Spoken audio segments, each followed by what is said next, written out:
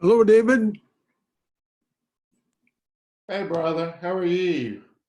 I'm quite well. I like that young picture of you on the Zoom. Say it again, please. I like your young picture on the screen on the Zoom screen. Very nice. All right. Who else do we have with us? We have Manit, and somebody else here says, "Oh, that's you." Oh, there's David. It says this is connecting to audio, and whoever that is, right there. So it's wonderful to be with you this morning.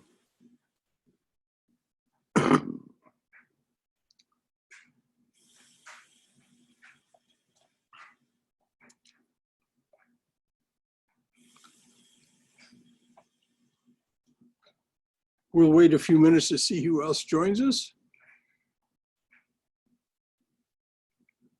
I have 10:56.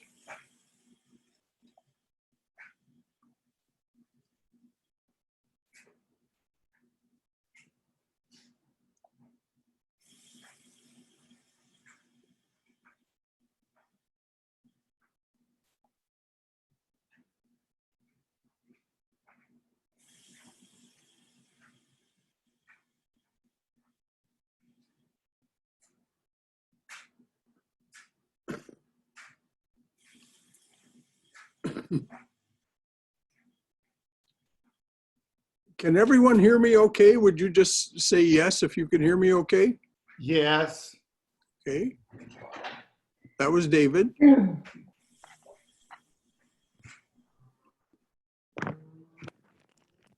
Well, hello, Danielle. Can you hear me okay?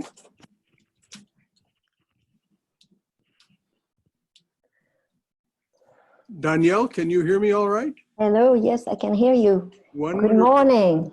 Good morning, good morning.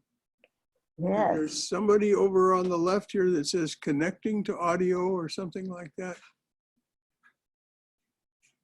Their view seems to be on the ceiling fan. Brother Shankara, it's Maitri from San Diego. Hello. Well, hello, Maitri. I will be sending you some information about real estate people here soon. Wonderful. It's been a bit confusing and busy here, so I can imagine. Well, my impending visit was obviously canceled, so I'll be seeing you in a couple of months. okay, very good. All right, dear.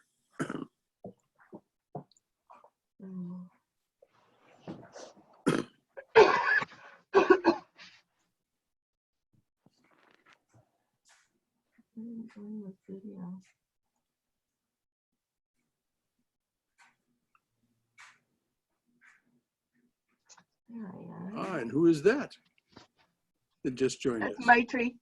Oh, there you are, yes.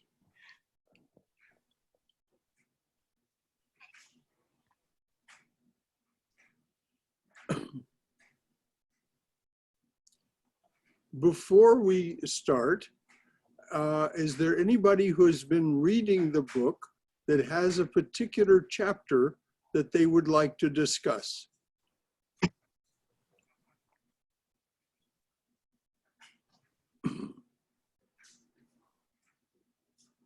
Okay, well then I think we'll start with the chapter or the talk headed Om, which is Hello. Yes, yes.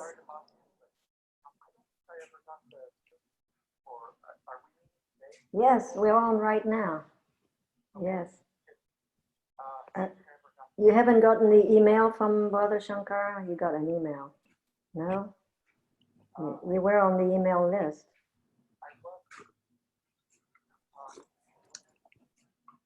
Yeah. If you scroll down, you'll see the Saturday meeting.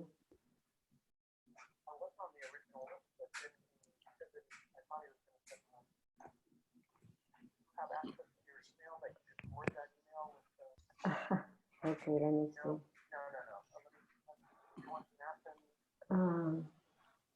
There it is. I'm going to forward it to you.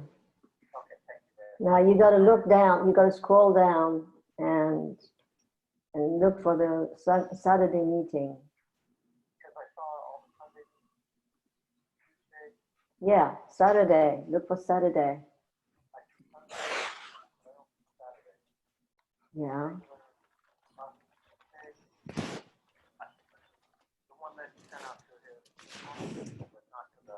Hello, Stephen. No, everybody. Hello, Stephen, you can't hear anyone? Classes on Sunday talks. Then you, underneath you join a Zoom meeting Tuesday, Wednesday, Saturday morning class.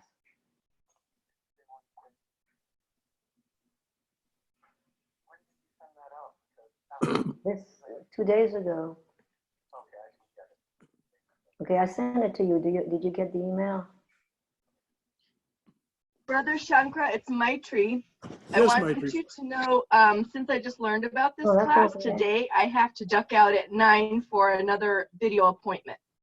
Okay, very good. But I look forward to staying the full time from now on. I'm so glad you're having this class. Very good. I'm glad to, and I'm glad you're able to join us. Did you get the email? Okay, Okay. Danielle, Okay. could Scroll you all the mute? way down, almost all the way down. Danielle, could you mute yourself at your end? Yes, sorry. It's okay. Okay. Peter is trying to get on, Uh-huh. and he didn't get the email, he says, so I had to send it to him. Sorry. Okay. Well, I think he was on the list. I know. Yeah, I think so. I sent it to him. So. Hello, Cindy. Hey, are you on purpose not letting us see your video? No, I don't know. How do I change that? Can other people see his video? I'm just seeing his profile picture. Yeah, I just see photo. Okay. Yeah. Go to your box where you see yourself Right. and click the little blue 3 dots and click on Start Video.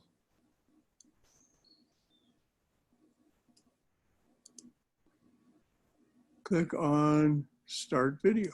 Okay. There you are. There I am. Thank you very much. Okay.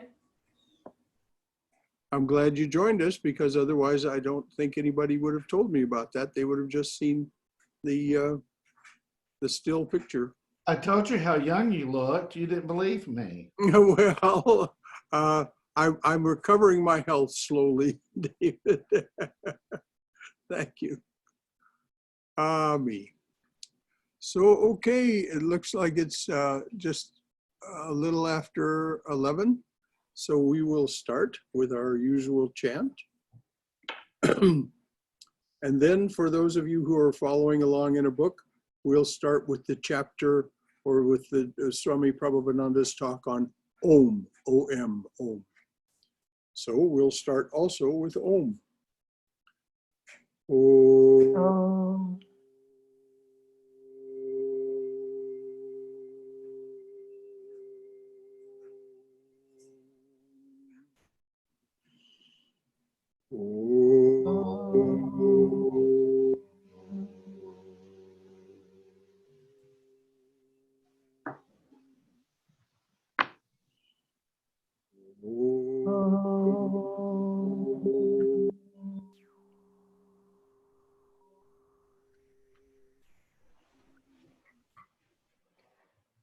Om Sahana Bhavatu Sahano Bhunaktu Sahaviryam Karavavahai Tejasvina Vaditamastu Ma Vidvishavahai. Om Shanti Shanti Shanti. Peace, peace, peace. May the divine being look over us lovingly as a mother and father. May the divine being support and nourish us as a mother and father. May we have the strength and skill to study together the art of spirituality. May no misunderstandings arise amongst us. Om, peace, peace. Peace be unto us and to all beings everywhere. There's a machine running in the next room, so I'm going to go turn that off. Can you hear us now, Stephen?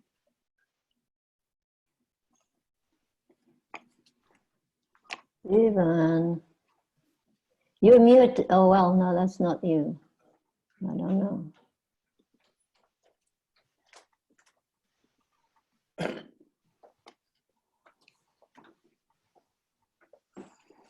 So good morning, everyone, and welcome to our first streamed class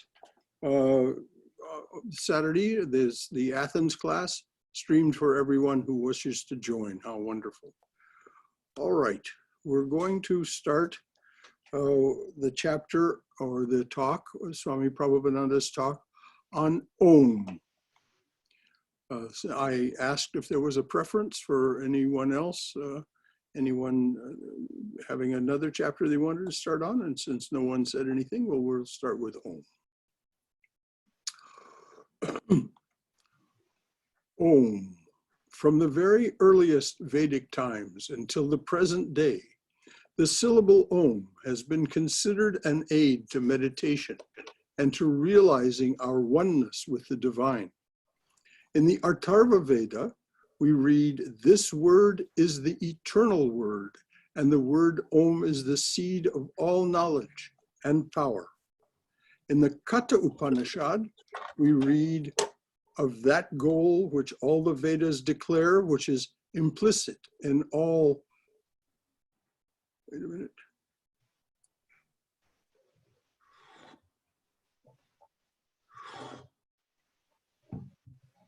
What in the world?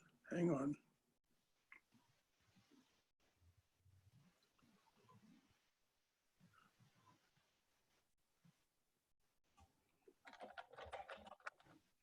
Is the implicit target. No, that's not it. Hang on.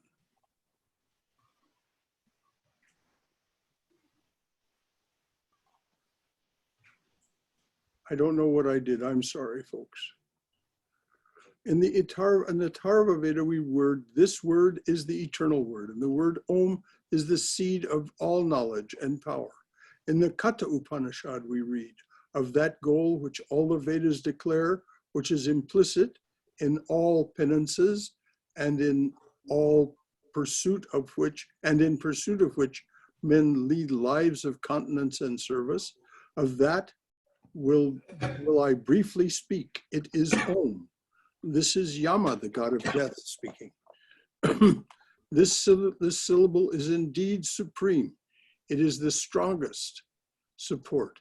He who knows it is revered as a knower of Brahman.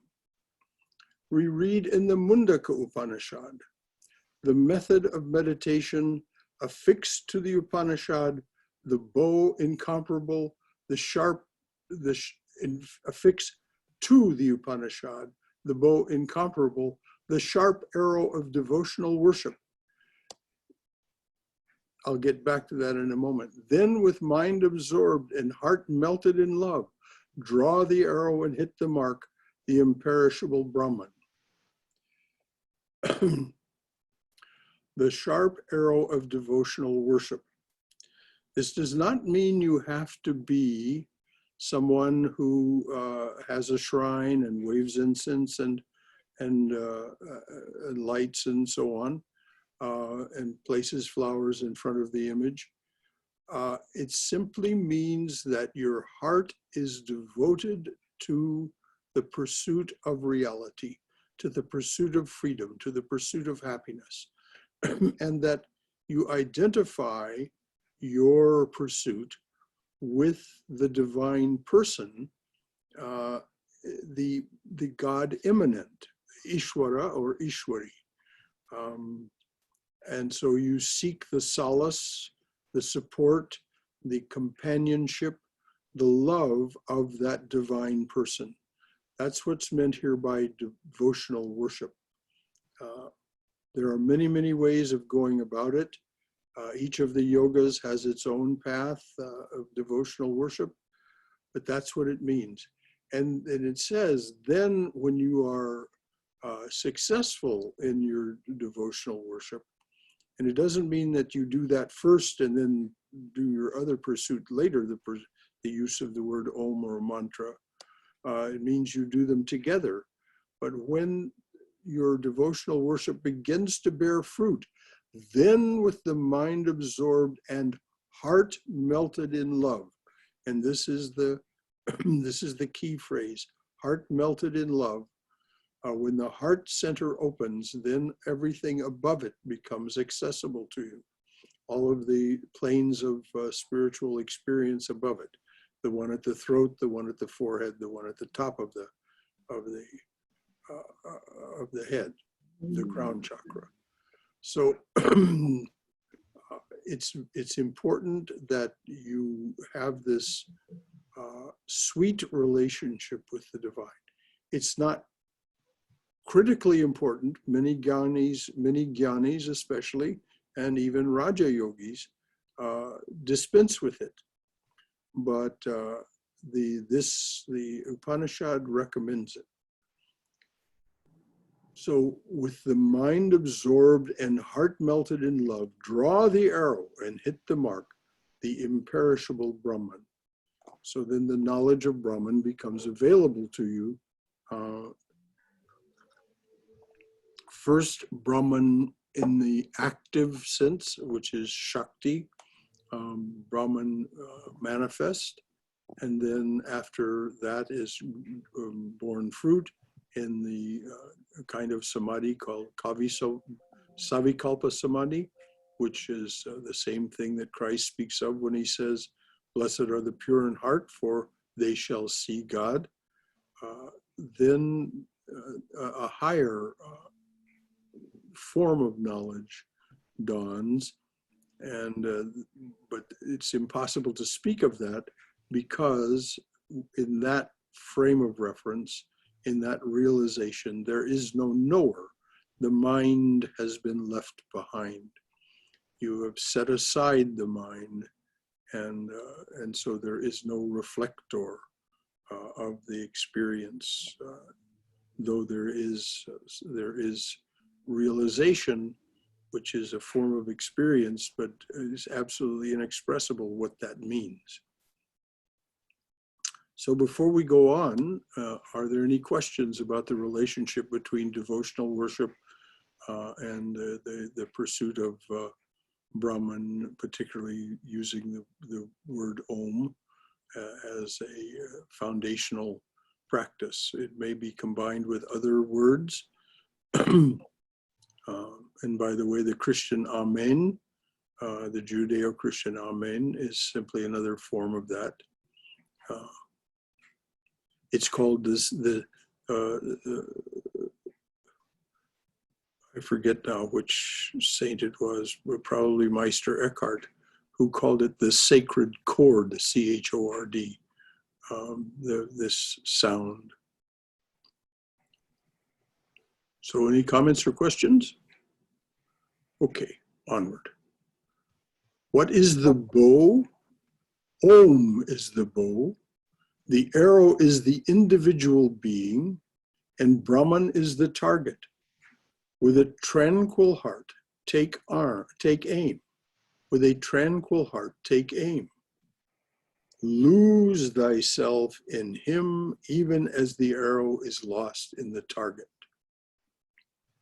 And that's what's meant by when you lose yourself, there is no longer any knower. The knower, as Adi Shankaracharya put it, my mind fell like a hailstone into the ocean of consciousness and therein dissolved. So that there was no longer any relationship, because there was only being, there was only unity. So no knower. But the question arises, how may one find a devotion to God? So I talked a little bit about this devotional aspect. Now the Swami is going to amplify what he means And of course, this is the more profound. But the question arises, how may one find devotion to God?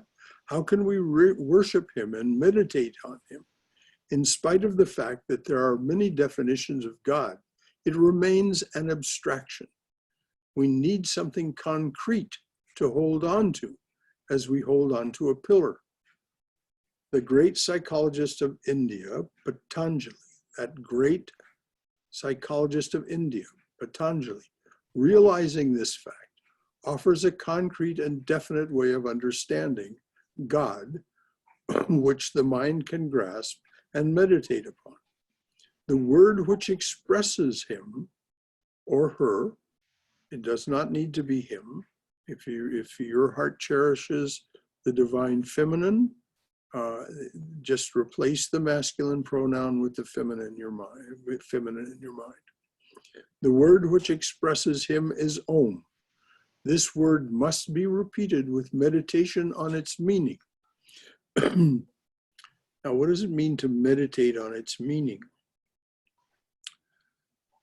Om signifies everything that we can know, everything that we can experience. It is God immanent in the form of sound. So the word in Sanskrit is Satchidananda, existence, knowledge, bliss, or love. Anything that we can know that fits under those headings, and those headings are comprehensive, is covered by Om. So rather than rejecting all experience, saying not this, not that, this path embraces all experience, all existence, all knowledge, all bliss or love. And that's what it means by meditate on its meaning.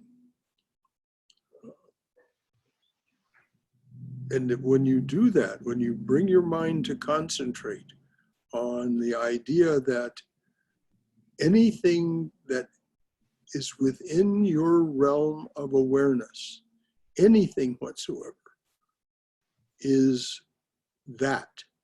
Om. It transforms everything and covers it with divinity. So that's the meaning, with meditation on its meaning. Hence come knowledge of the Purusha or Brahman and destruction of all obstacles to that knowledge. This is Patanjali now. The Om must be repeated with meditation on its meaning. Hence come knowledge of the Purusha or Brahman and destruction of all obstacles to that knowledge. Because you see, and I mean you actually see within your heart center, within your mind's compass, you actually see that everything is that. The entire history of the syllable is in the revelations we find. The entire history of the syllable is in the revelations we find in the Vedas and Upanishads. Later, in the hands of philosophers, it became what is known as the Svotavada.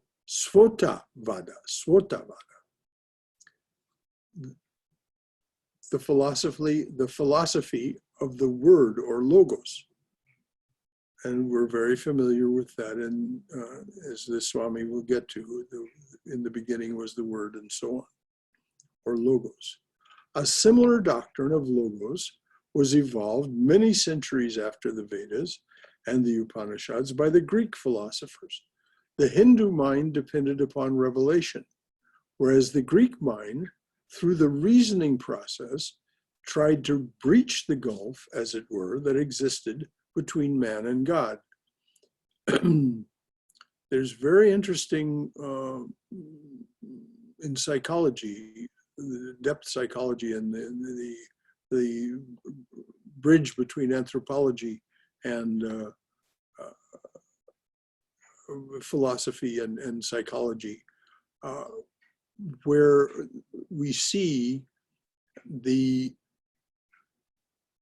emergence of the left mind awareness as more and more dominant. And in the Greeks, it became quite prominent.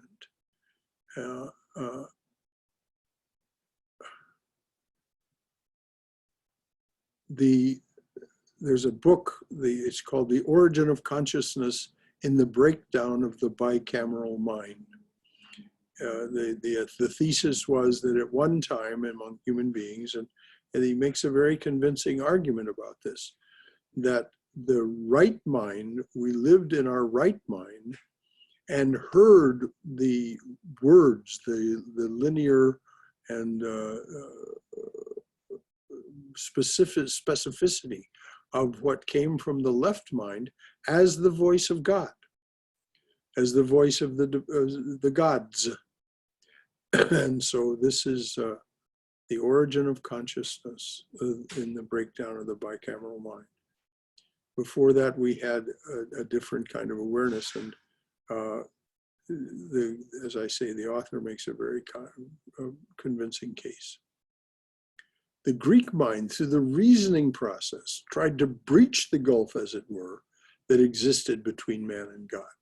In the earliest Greek philosophers, the conception of the logos was crude and identified with one or another of the elements which they considered the substance of the universe: air, water, ether, and fire. Heraclitus, in the 6th century BC, was the first to break away from purely physical elements. He substituted the material first cause of the universe as a principle which he called intelligence or reason. Now, this is a very important turn of events in Western thinking. We continue to think more like Heraclitus in the West than we do, than we share the worldview or awareness of the Hindu or Indian mind. That the first cause of the universe is a principle which he called intelligence or reason. So we come to this frame of, this way of thinking, this zeitgeist, in which says we can think our way out of problems. We can invent our way out of all need. And so it gives birth ultimately to the Industrial Revolution. And now more recently, though it has unintended consequences, to the revolution of the knowledge-based intelligence, which gives rise to information technology and so on. But it's this idea that we can figure it out, that we can, rather than realize it within the depths of our awareness and through meditation and prayer, we can figure it out. First cause of the universe as a principle which Heraclitus called intelligence or reason. Then, and this is one of the reasons it makes it difficult for us to understand the teachings of the East, is because we keep trying to figure it out, thinking if we can just memorize it well enough, get it well enough in mind, it will resolve the issues that face us. That is, the issues of unhappiness, anguish, suffering, feeling of entrapment, being shackled. Whereas in fact, that's not the case. We must dive deeper than that. Then again, Heraclitus somewhat equivocally identified intelligence with a physical element, fire. Then came Plato, and the idea of logos was completely transformed. To Plato, the idea or word and thought are identical. And this idea or thought is in the mind of God. The whole universe is a shadow of these ideas and thoughts, which are an archetype in the mind of God. Now, this is closer to Eastern thinking, but it still depends on this idea that we can hold it in mind and it will somehow resolve our difficulty with living in duality. Then the Stoics denied completely the validity of Plato and his ideas. They fell back upon Heraclitus's element of reason or intelligence, minus the physical element of fire.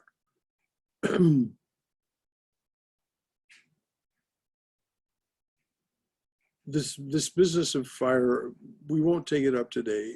Anyone who wants to discuss this privately will discuss it. But this identification of intelligence with fire, with light, and so on, is very deep in Western thinking.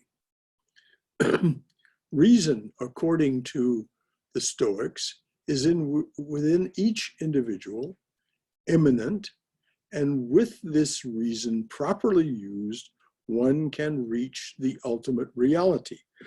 And of course, the Eastern philosophers have their own version of this, the grammarians, the logicians, the Nyaya people. And Adi Shankaracharya, during his time, successfully defeated the proponents of those. And as a matter of fact, in his Bhaja Govindam, he rather wryly points out that when the end comes, when the end of the physical body comes, your grammar is not going to save you. Your reason will not save you. This is in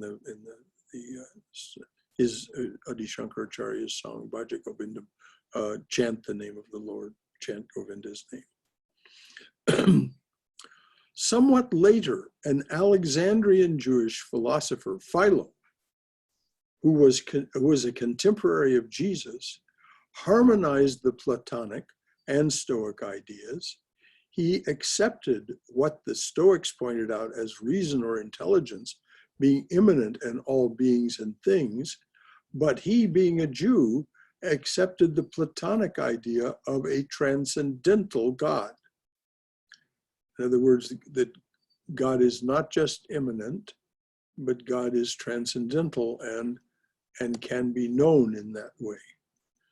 Thus, his description of the Logos as a mediator between God and man and the world reflects two sources, the Greek and the Jewish.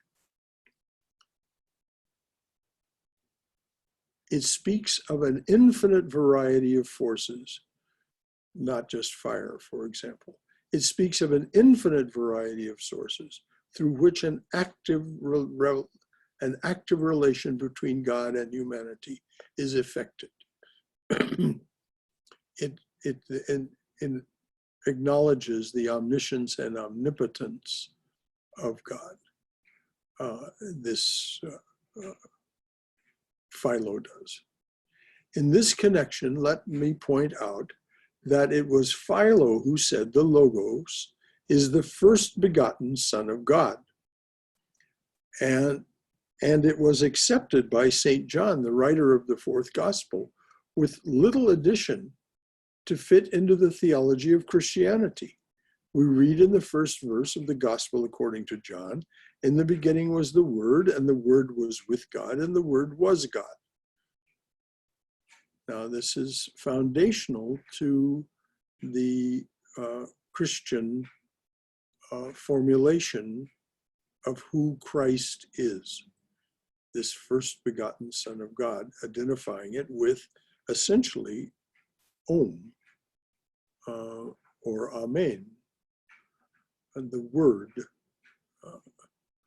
This verse is almost identical to a verse we find in the Vedas. In the beginning with God, in the beginning was God, with whom was the Word, and the Word was verily Supreme Brahman.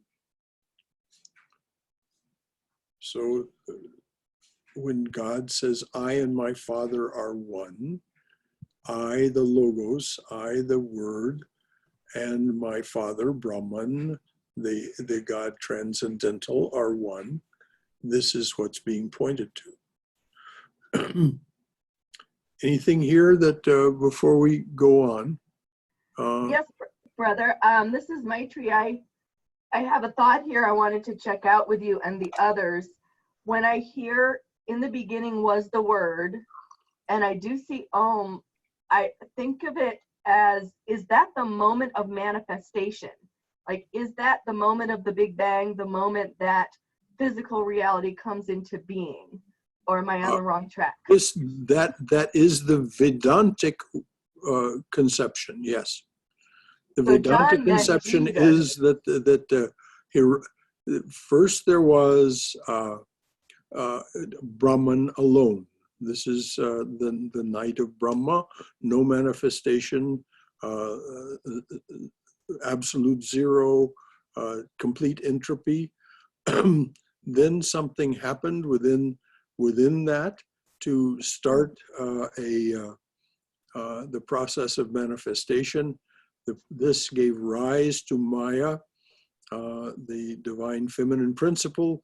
The divine feminine principle conceived, and this conception was Hiranyagarbha, the cosmic egg. And ultimately, the cosmic egg was so intense inside, though it was subtle. It was not a physical reality. It was a subtle reality, which is, it's dangerous to come completely to the thought that these are identical ideas, but it looks like that singularity that is mentioned by the physicists from which the Big Bang arose. Then Hiranyagarbha exploded, so to speak, was no longer able to contain the energy within itself. It exploded, and this is the sound. Om is the sound of that explosion. And so we have the cosmic background radiation, the plasma of the physicists, and so on. But plasma is not a thing. Plasma is a state of being. Right. Being arose out of its cooling. This is physics now. So out of Hiranyagarbha arose Jagat. For the physicist who doesn't have all of this behind what was the singularity, there's the singularity, mysterious beyond all imagination, as Dr. Richard Feynman pointed out. This is the great mystery. Stephen Hawking also. Then from that came what they refer to as the Big Bang, and we have this cycle of manifestation. Any other comments or questions? I just want to say that that's when this all gets very exciting to me, when you start to see math and physics match up with the spiritual model. Yes. It kind of is explosive to It me, is. because It is, yeah. it's like a fire is ignited, that the truth is in there. And my Western mind probably likes that. There's that word fire, that word that we identify with reason, and the left mind. The left mind wants to be satisfied that this is all true. And so, yes, we find this through meditation, we can come to the conclusion that it's true without it having to filter itself through our left mind. But I share your enthusiasm for science and physics and so on. This is how I come to learn some of these things, not very deeply, but at least well from those people who teach them well, like Dr. Richard Feynman and Charles Eisenstein and some few others. Anybody else while we're stopped? Okay. How are we doing for time? Oh, I have to put on my glasses to see what time it is. Good, okay. The Christian Logos, as we read in the fourth gospel, was made flesh and dwelt among us. Was made flesh and dwelt among us. Goodness, I've done it again.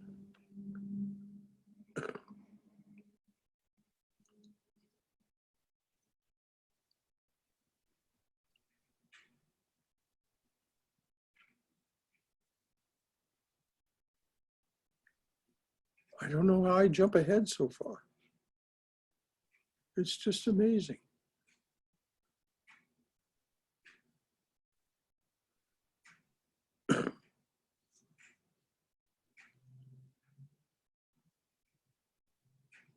Excuse me, this is just my faulty use of the cursor here.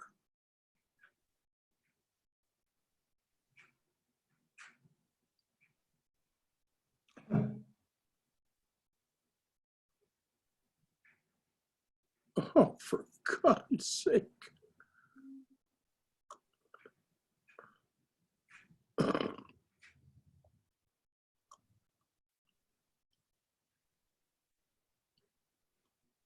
Shankara, Yes, dear. can you share your screen with me? Because maybe I can see what's going on. Oh, I know what happened, dear, but I just, Okay. hang Oh. on. I just jumped ahead to Brahman Shakti, and I don't know how I did it, but I Okay. did.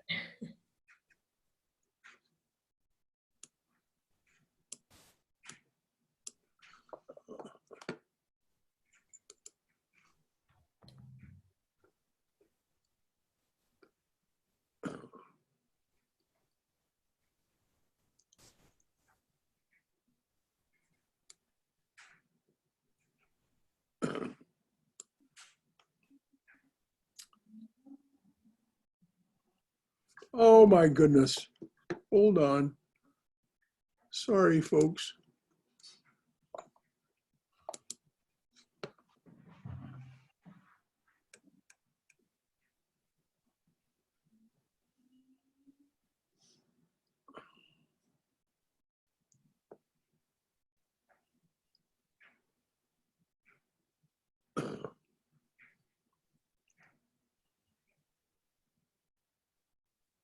I'm still learning how to do this, you know.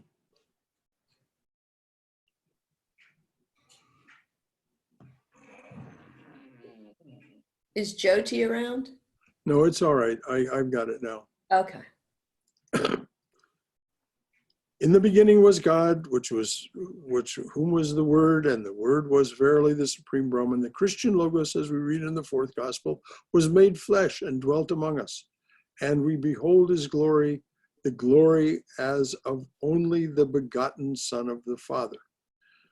So this is the Christian idea now.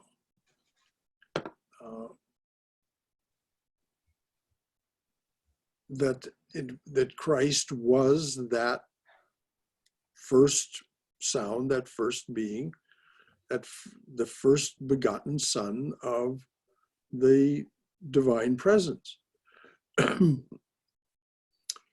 full of grace and truth. The Christian Logos thus was incarnate once in the person of Jesus, whereas the Sphota of the Hindu was and is and will incarnate itself, not in person only, but in all things and in all beings throughout the universe, each of whom may directly realize God through the power of Sphota, or the word Om.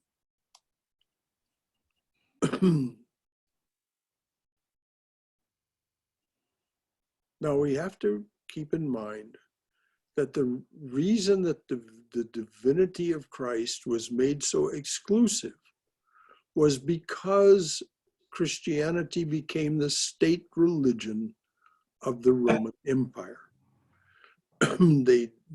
So they wanted to quash everything else. When you establish a state religion, this is the religion, no other religion is true, nothing else exists, this is the one true church, and so on.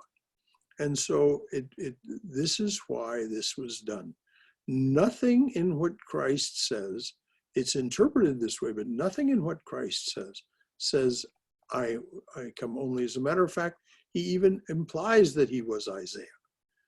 So, and that he would come again. So we may directly realize God through the power of Sphota, or the word Om. In the Mandukya Upanishad, for instance, we read the syllable Om, which is the imperishable Brahman, is the universe. Whatsoever has existed, whatsoever exists, whatsoever shall exist, thereafter is Om. And whatsoever transcends past, present, and future as also Om.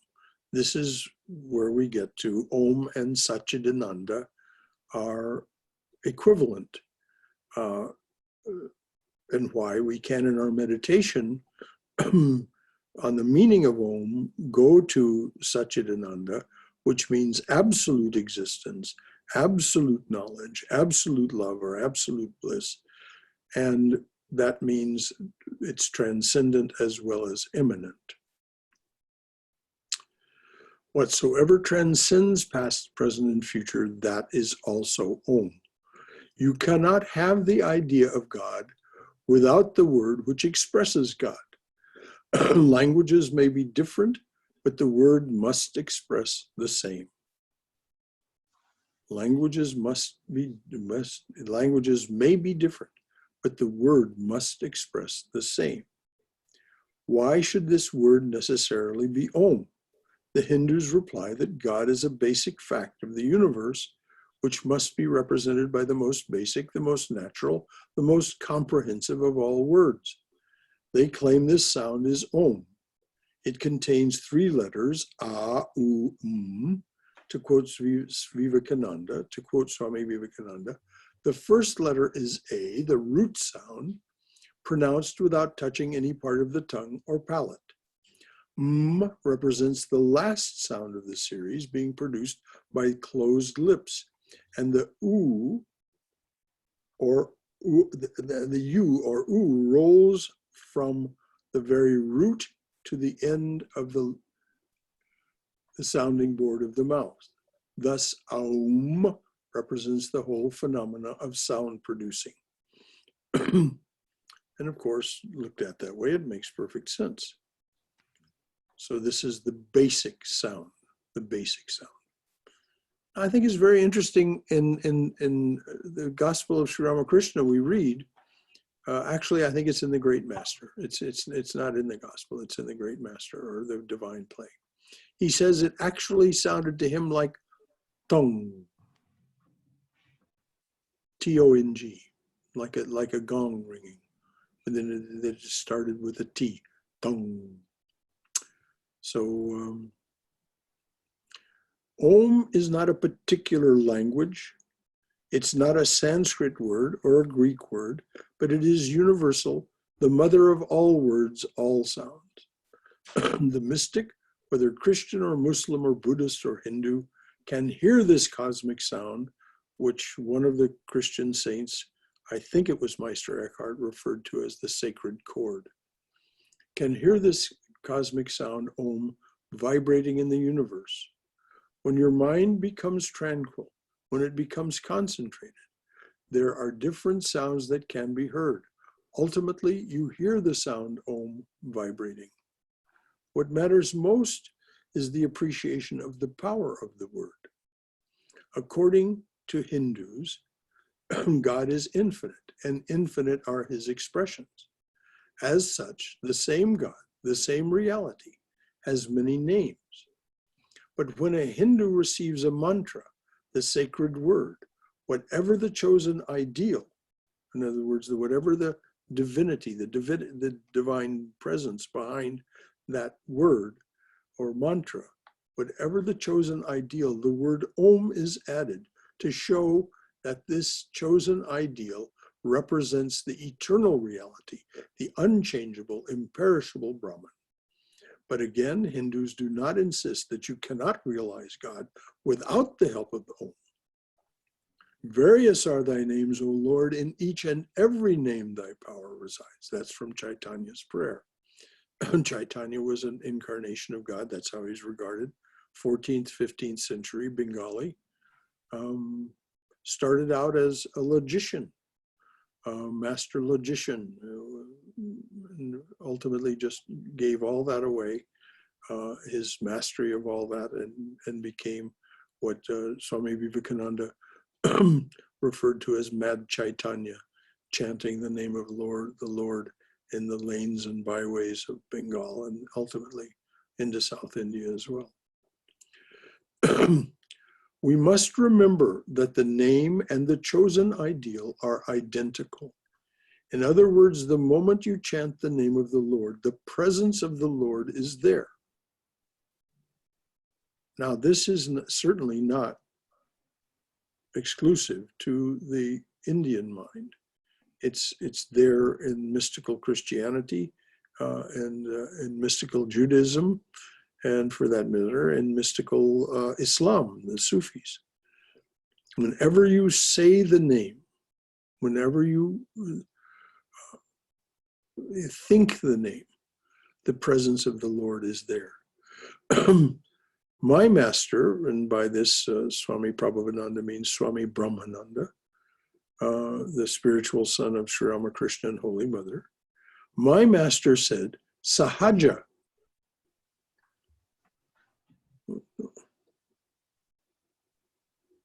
My master said, Sahaja Yoga is to keep your mind constantly on God. The Sahaja means easy.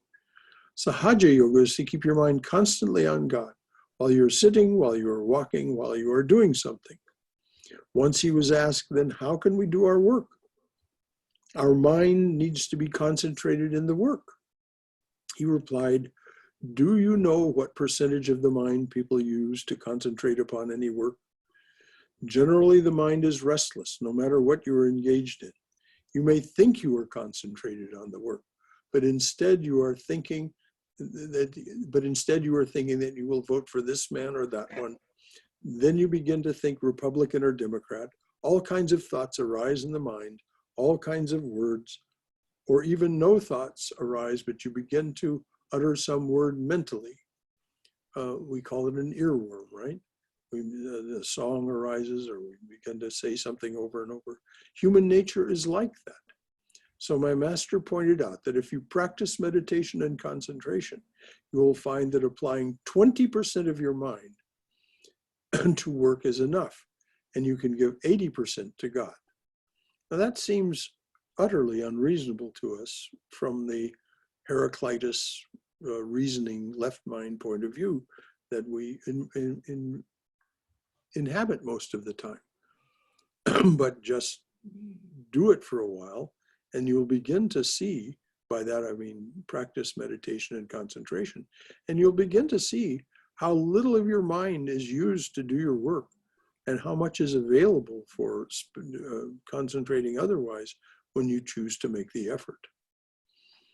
No matter what you may be doing, no matter in what situation you may be, you can chant the name of the Lord. It makes no difference, even if it is mechanical. It sinks into your subconscious mind. And this is something that is very important. As Sri Ramakrishna said, if you do it mechanically, what would have happened in a year will take a year and a half, but nevertheless, it will still happen. So even mechanical repetition of prayer or the mantra is powerful. And then you will find that when you are in trouble, suddenly that name comes to you and you begin to think of God. And this we think of as grace, but it's a completely natural thing if we invest our time otherwise. Think of that. If you make a practice of it, it will happen. And there's the Swami, what he would always say, Swami Prabhavananda. Practice, practice, practice. If you make a practice of it, it will happen. The appeal is couched in these terms in Christianity. Lord Jesus Christ, have mercy on me. This is the Jesus prayer. Lord Jesus Christ, have mercy on me. And there are two bijas, two sacred words in that.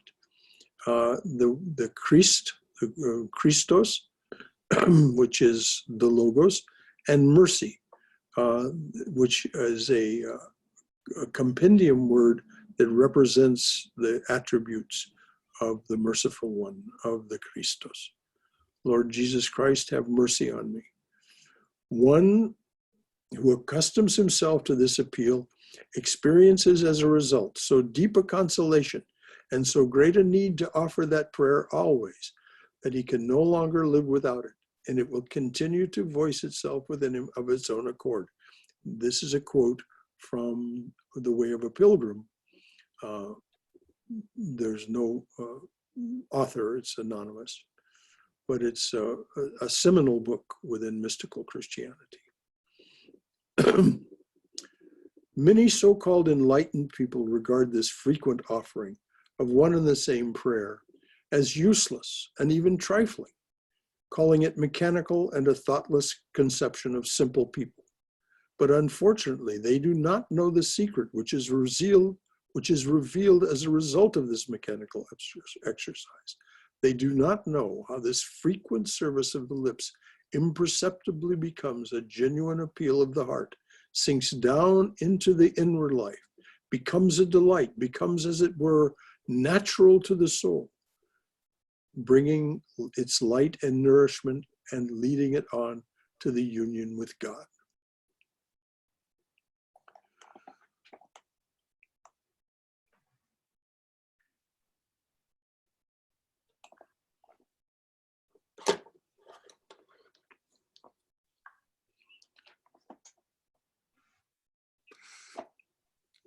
Dear ones, I have something I need to say. Because of an illness I've had that led to some congestive heart failure, I've had to take some pills that force water out of my system. So I'm going to end this session here because I have a need to go to the restroom. So I'm going to chant the closing prayer.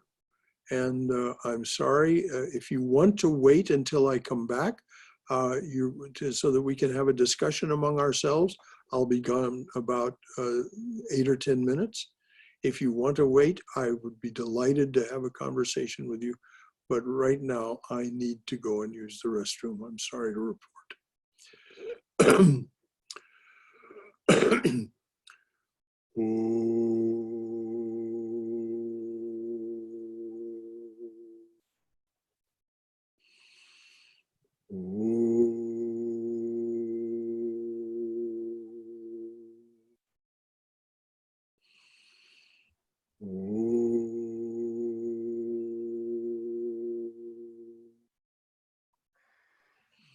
Om Asatoma Satgamaya Tamasoma Jyotirgamaya Mrityorma Amrutangamaya Abir Moiti. O beloved Lord, lead us from thy lesser truth to thy highest truth. Lead us from darkness and ignorance to the brilliance of thy wisdom and love. Lead us from death to immortality. Light us through and through with thy everlasting shining presence. Now, if you all turn on your audio, you can talk among one another. And if anybody's still here when I get back, I'll be delighted to have a conversation with you. Sorry to have to run off. Thank you so much, brother.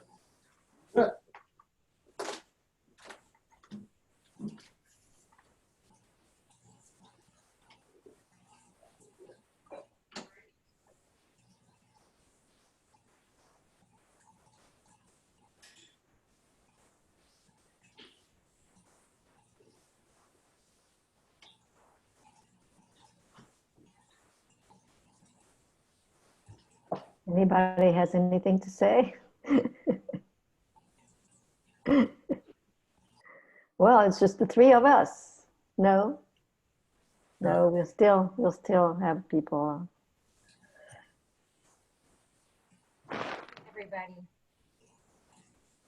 Hey, Jenny, it's Peter. How are you? Hey, Peter, I'm doing great. Well, sort of. I'm okay. I'm okay. I'm ready for class. How about you? We had class last week and we used Zoom, so it was a bit of a challenge. Oh, I bet. But Yeah. yeah, we got through it, and my students were wonderful and very accommodating. Yeah, we start Monday. I assume that I'm sure our students will be the same way. We're supposed to do it asynchronously though, because of bandwidth, you know. So I've just recorded a lot of videos and Yeah, we were allowed to do it either way, but I wanted to replicate the class environment as much as possible, and then support it with a lot of asynchronous kind of stuff. I'll be doing office hours on Zoom. Yeah, it works out really well. Thank gosh. Thank goodness for Zoom.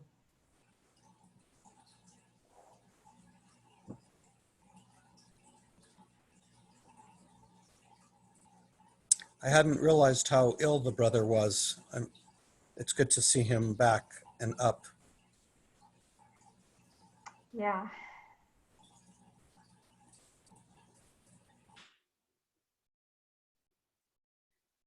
David, I've been seeing a lot of you. Yeah, Jenny.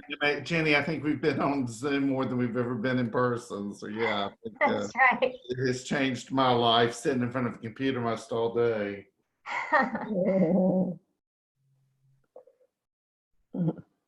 I have to thank Andrew Cohen for Zoom.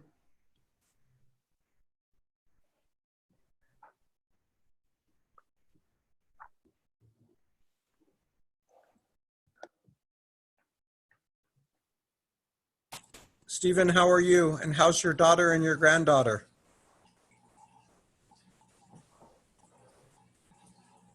Hey, I'm doing well. Getting a little restless staying inside so much.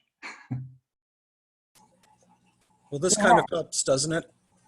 Yeah, this does. I've been on probably 5 or 6 Zoom meetings. You know, it's been a good way to connect to people. Are you on your own over there, or is anyone with you? No, I'm on my own. I mean, I have been seeing Jacqueline pretty much every day. Yeah, but other than that, I mean, I usually go out to get a carry-out meal once a day. You know, so yeah, I mean, it's been. I kind of enjoyed the first maybe week or so, but you know, I'm kind of at the point. I'm looking forward to classes starting up Monday. The first week for me was I was just working so hard on getting my class ready. I didn't even notice anything. Yeah, that was kind of the way it was with me too, and so you know, I mean, I still have stuff to do for class, but I think I know how to do it now. And at first, I just wasn't sure. I mean, I didn't know the technology, but now that I see how to use the technology, I'm feeling more comfortable. My main concern is, you know, this whole bandwidth thing, and I'm just wondering how it's going to be when in any kind of Zoom meetings with you know, 50 students. I don't, and you know, I feel like some of them are bound to be having some issues on connectivity and speed and computers crashing. Not to mention quizzes and tests on ELT. Yeah. Yeah, and that's another thing too, is trying to figure that out, because I mean, what do you do when you have a student taking an exam and then their computer crashes? And I mean, I haven't thought through any of that yet. I mean, I know it's a risk, but I just am not sure how to handle it. You got any suggestions, Peter or Jenny? Or Well, I think we have to just deal with it as it comes up, and having the time during business hours is good because our IT people can help. And Yeah. also we'll just have to keep extending the time if there's a problem. Stephen, I also think this is unprecedented times. So I think we got to give students grace, and they got to give us grace. And we just, you know, we may not be as uptight about stuff as we normally are in a normal semester, and just try to get through the last few weeks, and, you know, just realize it ain't going to be as perfect or as whatever we thought originally, because these are just really, truly unprecedented times. Yeah, I've made some pretty significant adjustments, like just to the syllabus in terms of, you know, I mean, I'm certainly don't feel like I can expect as much as I would under normal circumstances and all, and you know, but I still think I'll be able to kind of cover the core of what I wanted to. Mm-hmm. It really makes me think about what's core and what's extraneous, you know.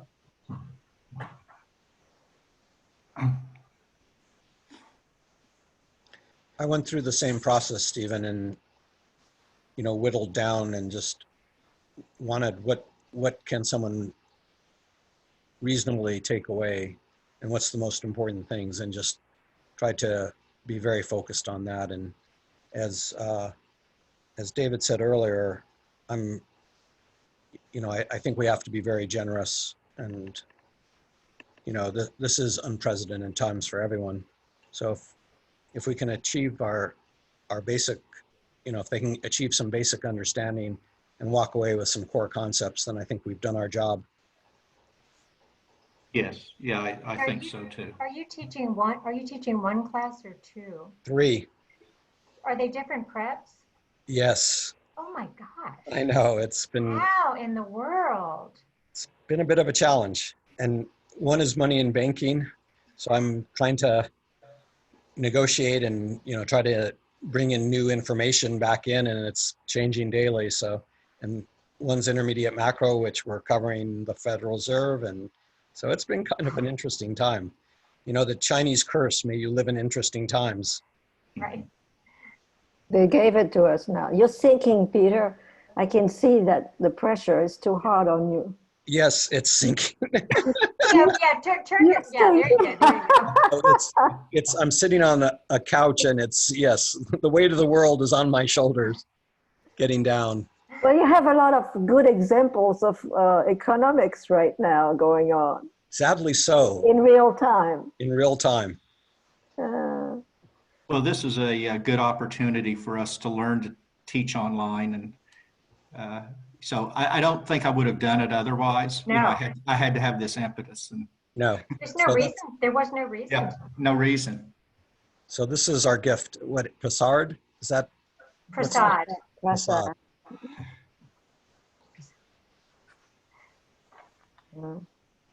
And actually, Danielle had said that this actually might be a wonderful thing for the brother, being Right. able Oh, yeah, I agree. to go online, and, I think that he'll have nice attendance. Yeah. And I know, Cindy, you've been really helpful getting all this ready. Thank you so much.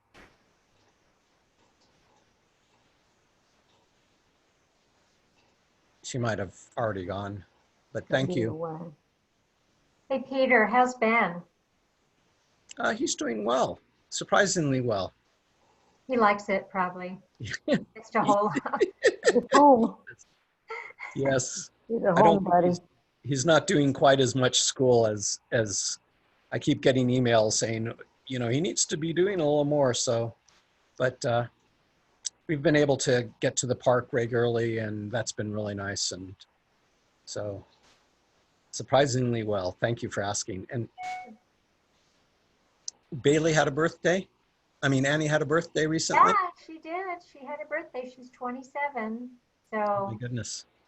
she's doing well. Both she and Bailey are working from home. Oh, that's wonderful. And John and Annie are working from home. And John and Leanne are working from Right. home. My sister normally works from home, but her company eliminated 70% of the workforce. So they just said it's OMG. over. Oh, that's terrible. I'm sorry to hear that. And the other thing that's going on is my mother's retirement place has 2 cases of the virus. Has been what? There's 2 cases of the virus where my mother lives. Oh no. So, and the other thing is, I think this is characteristic of these, we're old, but they're really old. Yeah. They're not taking it seriously. So she says things like, well, yes, we're still getting together for wine because we just have to. We just have to do that. No. And my sister and I are like, oh, no, you don't. We're not.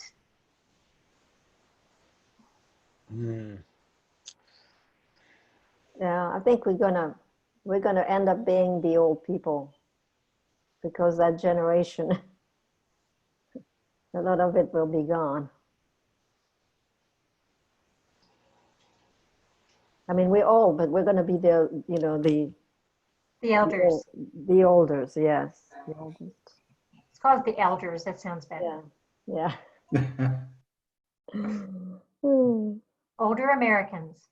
Older Americans, if we're still here, we'll be Americans. I think the world is getting to be the world. Because really, we're all in this together. Right. Everyone. And things are changing so fast. It just makes you dizzy. Yeah.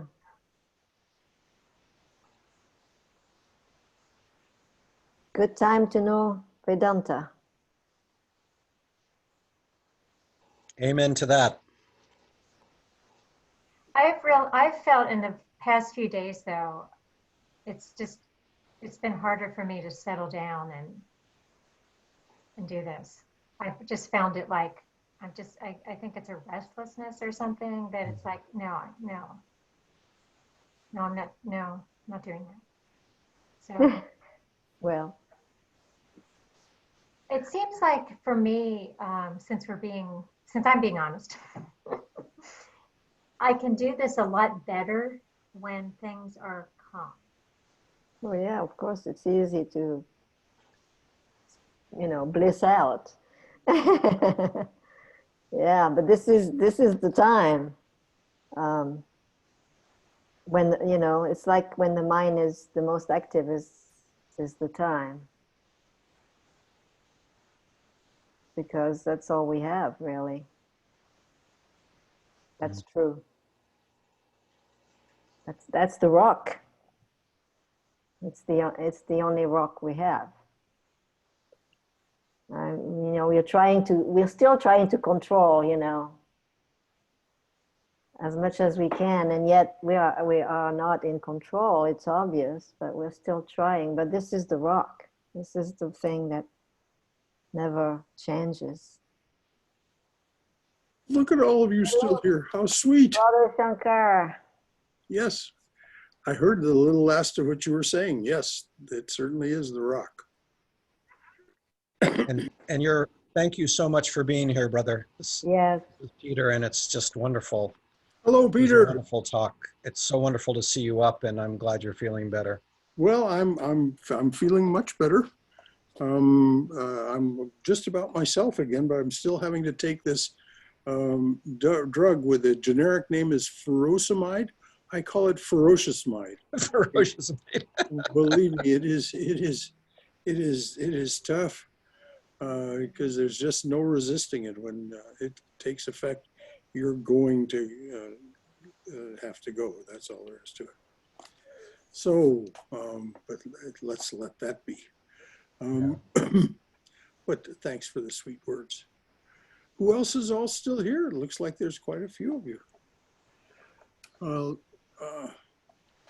Is there anything of what was talked about? Obviously, you'd been talking among yourselves about this. Is there anything that any questions or comments that you'd like to make? Yeah, brother, I have a question. Yes, David. You referenced today the incarnation. That was one of the parts of your talk today. Yes. Now, Richard Rohr, in his latest book called The Universal Christ, Yes. references the birth narrative that you referenced. He sees that as the second incarnation. He viewed the universal Christ having been born at the Big Bang. That's the first incarnation. Was Amen. Yes, that is the beginning. In the beginning was the word. Yes. And then the second was the narrative, the Christmas narrative. So my question to you is I know he has had Eastern influences, because Richard would admit that piece, that he's had the Eastern influences. Where would you see the Eastern influences having helped him create that doctrine for the Christian tradition? Well, David, he may well have had Eastern influences, but he wouldn't have had to have gone to the east. All he would have to do is look to St. Francis of Assisi, to St. Teresa of Avila, to Meister Eckhart, to these people, to St. John of the Cross. So the mystic traditions. The mystic tradition, yes. And to whatever extent It's said that Saint Francis of Assisi, when he was a knight in one of the Crusades early on in his life, he met Shams, the Rumi's guru, you could say. So, of course, these ideas were filtering all around, and Philo was very aware of the thinking of the Upanishads and the Vedas. So, but I think Rohr can find these things within himself, not to mention in his own tradition. But I think you're absolutely right. He has read, as has your Pope these days, not your necessarily your Pope David, but the Catholic Pope these days, Saint Francis. He's very aware of as was John Paul II. John Paul II had read the Gospel of Sri Ramakrishna, for example. So, yeah, I agree. I agree with those influences. Thank you. But I've got a book these days that I start every day with. It's called Love Poems from God. It's 12 of the world's mystics over the millennia, starting with Rabia, a Sufi mystic, a woman. And it is absolutely one of the most heart-filling books that I've run across in some time. In that the words of their songs are different, the music of their songs are different, but the meaning of their songs is the same. This is they all discovered this great transcendental truth, and each in their own way, and some of them with great humor. For example, Rumi has, he's so, and Tukaram, they're so humorous, they're so funny. And some of them, like Meister Eckhart, are wry but there's a solemnity, but not a pomposity and not a sourness.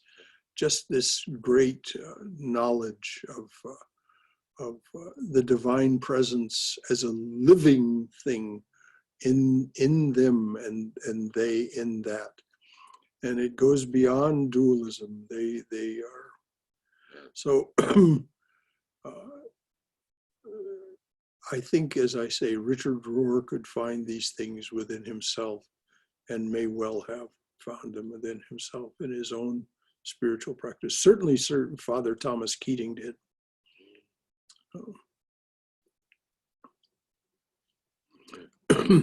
Anyone else? Thank you for that, David. Yes, who is this? Can you hear me? Yes, I can. Okay. Yeah, when you were reading the text, I was thinking there are two ways to practice this. One is the practice itself as a practice, so that eventually it becomes a knowing, a being. And once it's a being and a knowing, you're still practicing, but it's you find it it's in you, and it's not just in you, it's you. That is something that just is there. I can't. Well, yes, exactly, dear. Yeah, That's exactly it. Yeah, and that's the rock that I was saying. It's a rock. It's a rock and it's you can't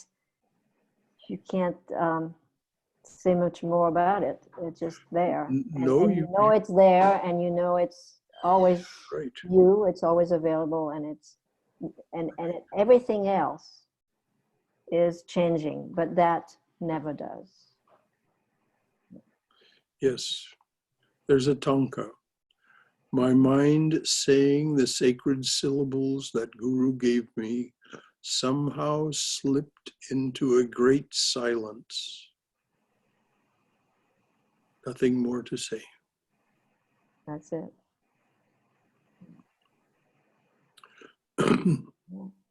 And so it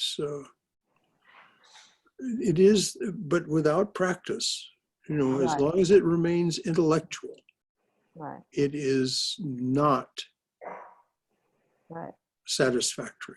Right. It's more satisfactory than before it was an intellectual construct, because belief and then faith may grow from that. But until it becomes practice, there is no hope of breaking through the left brain dominance. But there is a two-way, it's a two-way thing, because as you practice, you love it more and more, and it loves you more and more. Exactly. That's exactly it. That's the constant refrain in this book, Love Poems from God. It loves you more and more. The nearer you draw, the more you understand how profoundly you are cherished. Right.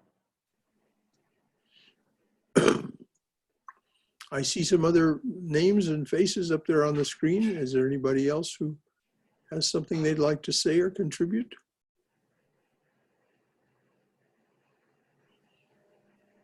Well, I will see if I can't time this better next week. Shankara, don't worry about that. It doesn't make a difference. Oh, hello there, Jennifer. So thank you, dear. I appreciate your saying that. Yeah, it's okay. Yeah. Well, how delightful that we're able to do this online. And it does feel, I can sense your presence, and I'm sure it's a two-way street that way. So let us look forward. Now that you know how to find this, there's the tomorrow morning's talk, which is about Don Juan Matus and his teachings to Carlos Castaneda. And then Tuesday night, we're reading the life of Sri Sarada Devi, Sri Ramakrishna's wife. I say wife, you know, they were just two sides of the same coin. And then on Wednesday night, we're studying the Gita. So the links in that are in that email you were sent for all of those classes. So anything that you'd like to join, we'd love to have you. So those links are going to, that page, we should save it, and the links are always going to be. That's right. there. The links. You're not going to send it every week. No, well, we'll send it every week, but the links will remain the same. So if you save it, if you save the links for each of those classes or talks, it's always the same. Okay. So I pull it up on my end here, and you pull it up on your end there, and there we are with one another. It is a miraculous thing, really. It gives me more joy than I can tell you that we're not cut off from one another because of this god-awful transformation we're going through. Yeah, I have to remind myself, thank God it didn't happen 20 years ago when we weren't all used to this kind of technology. Could have been much worse. You're absolutely right. Can you imagine what it must have been like in 1918 when that was, they called that the Spanish flu, but that was one of these SARS viruses. And it wasn't a flu. It killed way too many people. And you know, as Fauci has pointed out, Tony Fauci has pointed out, this virus is not the flu. It's 10 times more deadly than the flu. So yes, David, you're absolutely right. Thank God that it happened now. If it was good, it had to happen, and it apparently does have to happen. I mean, this is a transformation. This is the society will not be the same after this is over as it was before, and that'll have some beneficial as well as some negative effects, I'm sure. Hopefully it'll be an evolutionary process and not just a transformation. Yes, I'm. That's what we all have our fingers crossed for, David. Yes, indeed. Brother Shankara. Yes, dear. I would be interested in talking about kind of the spiritual aspect of this major upheaval that we're going through. I think if we could spend more, that would help me more than. All right. Well, first of all, all of you who received the forward from me, there is a link for you to read a letter from Swami Sarvadevananda. It is full of wisdom and compassion, and well worth your time to read. It's he's the head minister for this place, and of course he's locked down over there in Hollywood, so that's why he sent out that letter to everyone who might be interested to read it. All of his disciples, but he sent it to all of the rest of us as well. You know, there is a story embedded in the Vashishta Yoga Sutra. Vashishta was Rama's teacher. Rama was an incarnation of God, it's said. He may have lived as long ago as 25,000 years ago. We just don't know. But in any case, it was a long time ago. But the Yoga Sutra has come down to us. And one of the teachings that Vashishta imparted to Rama was that you can tell there's the end of an age when the population of the planet goes up steeply. And Rama asks him, well, why is that? Why does that happen?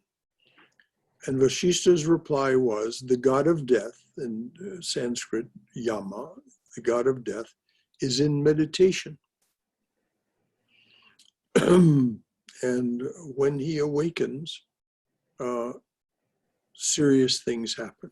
I mean, you can say all hell breaks loose.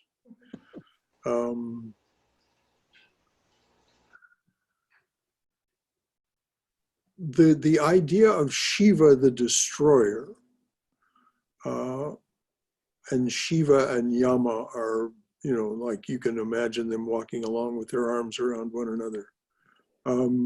Shiva the destroyer, the proper term really is, rather than destroyer, is transformer.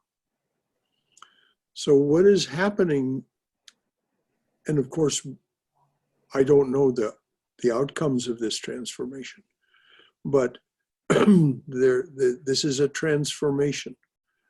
The world will not be the same after this. Things will be different. How they'll be different and just exactly what that means is not known. But certainly people are not going to look. One of the things that's happening is it's drawing people together. It's people are having to look to one another for support and to behave in such a way as not to spread the virus and be thoughtful and considerate of one another. So there's that positive aspect.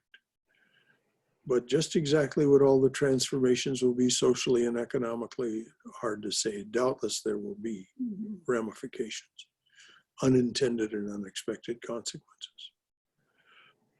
But it's the idea from a spiritual perspective is that this is positive.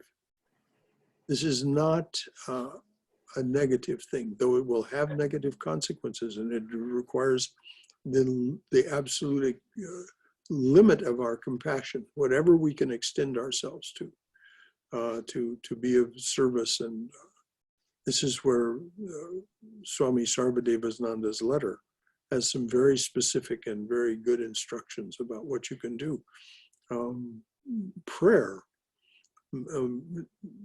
japa, saying your mantra on behalf of humanity has beneficial effects. Swami Prabhavananda was asked, oh, Swami, does prayer work? He said, what? Of course it works. Do you think you are disconnected? No, we're all connected. We don't understand until we have this revelation that is so amply illustrated in those poems and love poems for God. Until we have that revelation of the unity of being, it's hard for us to imagine just what will happen if we contribute in that way. But there is a movement now to sit for prayer and meditation and making, saying our mantras or beads or whatever you want to say, every day at 3 o'clock, especially every Friday at 3 o'clock. I didn't know that. Yeah, that's out there. Every day at 3 o'clock, but especially every Friday at 3 o'clock. And that will be powerful. For each of us, what does it mean? Well, this physical isolation, it doesn't necessarily have to be social isolation. Obviously, right now, we're not in social isolation. We're in relationship with one another. But our physical isolation and the way we spend our time and the way we apportion our time, it allows opportunity for us to deepen our practice, to deepen to read more of what uplifts us, to practice more of what deepens us. So those are just the superficial aspects of what are my priorities now that I have to be in a kind of physical isolation, only going out if I need to. It's an enforced renunciation in some ways of things that we might have habitually done. So that it allows us the opportunity to evaluate those priorities and those habits and see, well, when things return to a different kind of normal, but something that approximates normalcy, perhaps I can sustain some of the new priorities I've set for myself, the new ways I've learned to do and be. Because it's just a fact that we learn by doing. We learn what to learn by reading. This is the Shravana, Manana, Nididhyasana formula. We learn what to do by listening. Then we take that into it. We assimilate what we've been told to do, and then compare what we do with what we've been told to do. This is the manana, taking it into the mind. This is what I've been told to do. This is what I'm doing. Which is evidently, self-evidently, the more beneficial for me. And so slowly and slowly we become convinced of the power of what we've been told to do. This is, first we have working faith, and then by the doing that turns into genuine faith, which turns into a conviction, a belief that becomes unshakable. Danielle used the word rock. It becomes that rock. It becomes, because you know that what you've become and are doing is far better and better for you and better for the world than what you were before. So this allows us that opportunity to evaluate our priorities and our habits and make adjustments.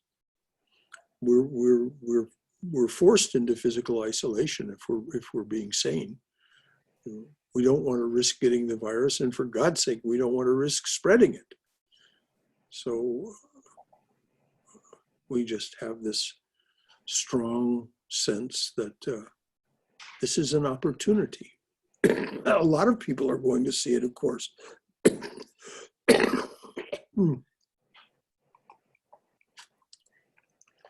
A lot of people are going to see it as an imposition. If we can take just the opposite attitude, it's not an imposition, it's an opportunity. And We'll have a much better time if we take it as an opportunity. yes, exactly. Exactly. Yes, you'll have a much better time with it. And it gives us time to do some fun things. There are so many live concerts. If you go online, on Facebook and places like that, There are so many live concerts being given away free by musicians. Wonderful stuff. For example, Cindy Craven's brother, Joe Craven, has online what he's calling tiny living room concerts. And it's just he and his family, you know, the people that are living together in the house, being physically isolated, doing these online tiny living room concerts. And Joe Craven and his daughter Hattie are just wonderful singers, songwriter, musicians. And Cindy is doing some, and there's a group here in the Atlanta area called Venus, like the planet Venus. Venus Woke. So just go on Google. Facebook. Venus, go on Facebook, but also on Google Venus Woke or Waller's Coffee House. Or there's also the local that's just burst into this great thing called kimono, like that you would wear a kimono my house. Yeah, Kimono My House. And it's 24/7. People are taking half-hour and 1-hour slots and streaming live music. They're reading poetry that they've written. They're reading from fiction and they even have a woman who's coming on at 8 a.m. every morning and doing her yoga class. And it's just kimono my house, people doing what they do, but doing it online on Facebook. Isn't that splendid? This is what I mean about this is an opportunity for us to become connected in different ways. And have that sense of we're all in this together in a way that we never would have had the opportunity to do. No matter how much theoretically we might have thought about it, we would have never had the real deep down sense, my God, if I'm going to, be sane and responsible, I'm going to be careful not to spread the virus, not to get the virus, not to participate in this virus, but it will be a grim reaper. There's no two ways about that. I mean, it already has been. And so Yama is awakened from his meditation. And who knows what else is coming? God only knows what else is coming.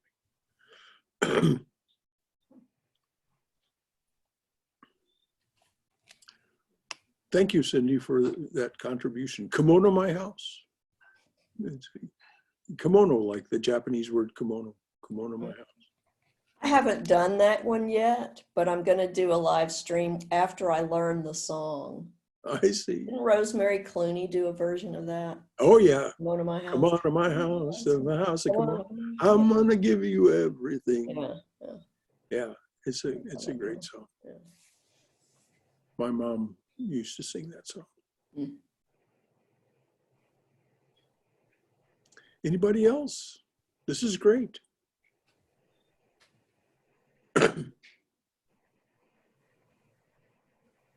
Now, those of you who have the book, why don't you, and by the way, you can get the book online for just, if you want to buy a copy, and you can get a used copy or even a new copy for very little money. So get the book if you wish. And then next Saturday, suggest what chapter you'd like to have us read so that we can address. Brother, what's the name of the book? Realizing God. Realizing God. The compiler's name is Edith Tipple, T-I-P-P-L-E, and it is a collection of Swami Prabhavananda's talks from the 1930s to the 1970s. And it's particularly good for us because what he was doing was speaking to Westerners who didn't know that much about the proper term is Sanatana Dharma, typically known as Hinduism. And So this book is just like how many of us knew that much about Om? Certainly I didn't until I read that chapter myself. I didn't know about Philo's contribution.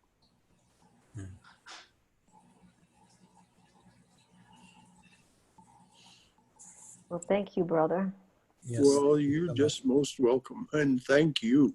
This is you know what a delight this is, and Om Hari And Om. Cindy, thank you for setting this up as well. Yeah, she did indeed. Is your renovation complete? Yes, it is. It's fully complete. Everything's done. Thank goodness, because there's no more fumes or dust or anything like That's that. good. Which is what set this all off for me. Yeah. Which is, I should have come over and stayed in Athens. I just got stingy, and so that's what happened. I just put a link to the Vedanta.com store to the Realizing God book.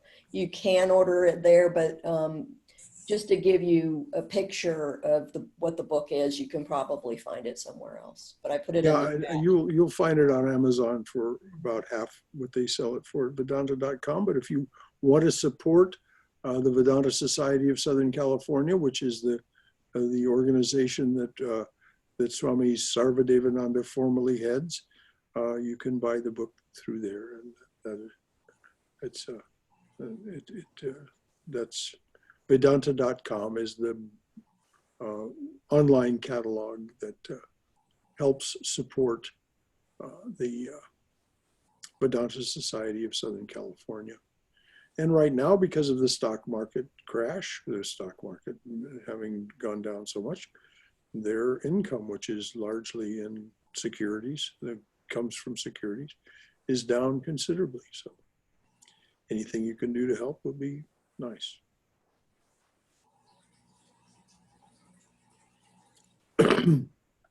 And if you order it right away, you'll have it by next week. So,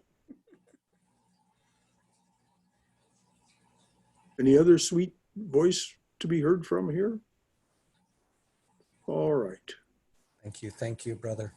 Well, I'll just say this little prayer. Oh, beloved Lord, a flower at your feet for each one who comes to your open door. A flower at your feet for each one who stands by your open door and says, come to me, offering to break this world's chain that binds us down to ignorance, suffering, and death. A flower at your feet for each one who takes the path that you have struck through this, your jungle world. Om, Amen. Om, Shanti, Shanti, Shanti. Peace, peace. Peace be unto us and to all beings everywhere. So good to see you and hear your voices. Look forward to seeing you again soon. Thank you, Brother Shankara. Thank Thank you. you, dear. Bye-bye. Bye-bye.